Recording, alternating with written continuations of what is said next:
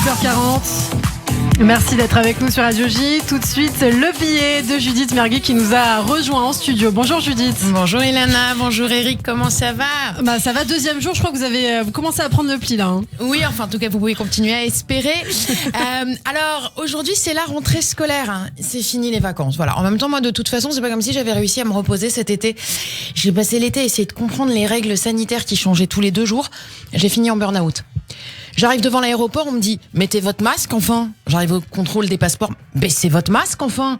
Devant l'avion, remettez votre masque tout de même. Et arrivé au pipi room, moi j'étais tellement angoissée de mal faire que oui, j'ai eu le temps de mettre mon masque, certes, mais par contre j'en ai oublié de baisser mon pantalon. Je suis épuisée, je vous dis, je monte et je baisse mon masque en moyenne 180 fois par heure. Je suis devenue le boomerang d'Instagram.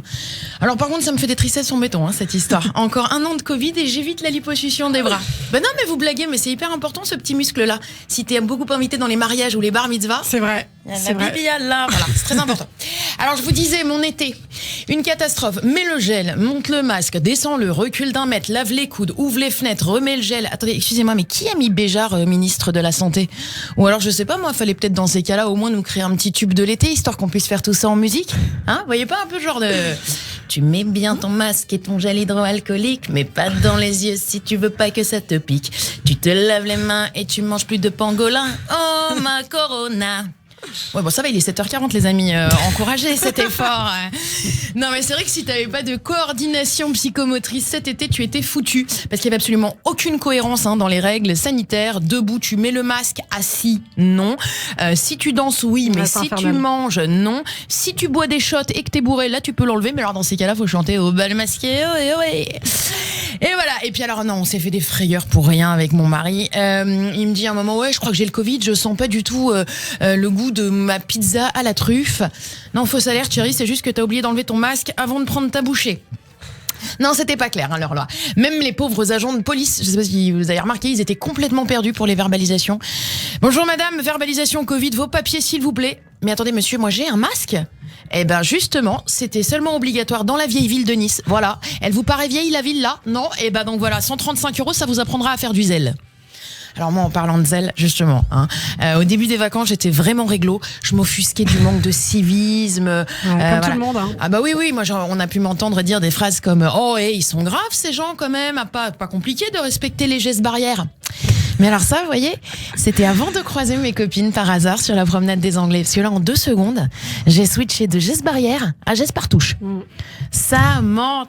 mais j'arrive pas à croire, qu'est-ce que tu fais là, viens dans mes bras ma chérie, quoi, tu m'embrasses pas, embrasse-moi, fais-moi des bisous, comment tu étais, comment tu es devenue, qu'est-ce que tu es belle, fais toucher, fais voir, montre-moi.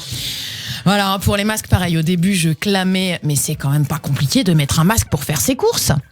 2 jours après, et merde, oui, j'ai oublié mon masque. Attends, vas-y, tiens, je l'avais, pourtant, vas-y, file-moi le tien, je te dis, comment ça, c'est pas barrière? Écoute, c'est toi la barrière, là, entre moi et cette petite robe à moins 60% que je vois dans la vitrine. File-moi ton masque. Non, faut dire qu'on devient nerveux, c'est sûr. Après, le climat est en même temps très tendu, entre les regards des autres, inquisiteurs, accusateurs, prêts à te crucifier au moindre éternuement. Alors moi, j'ai trouvé des petites parades. Déjà, toujours faire grincer sa chaise pour couvrir le bruit du hatchoum. Originellement, technique... Ça fait peur, ouais.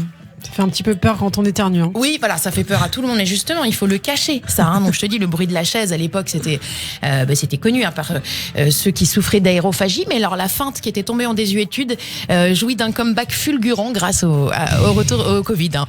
Alors ensuite, dès que tu éternues, il faut tout de suite broder. Atchoum, non, j'ai pas le Covid, je suis allergique aux poils de chat. Y a pas de chat ? Eh ben, je suis allergique aux poils de jambes. Voilà. Et puis, alors, faut dire que les gens se sont pris pour des justiciers. On leur file un masque et ça y est, ils se prennent pour Zorro. Un petit monsieur sur la plage a éternué, le pauvre. 2 secondes après, il y avait toute la plage qui s'est retournée vers lui. Ils l'ont attrapé, ils l'ont foutu à l'eau. La foule criait « Désinfectez-le à l'eau de mer, purgez son âme et exorcisez le démon qui le possède !» Voilà, donc chers auditeurs, si vous m'écoutez, pensez bien à prendre les résultats de votre test PCR. Ça peut vous sauver du bûcher sur la place publique. Merci à tous et bonne journée.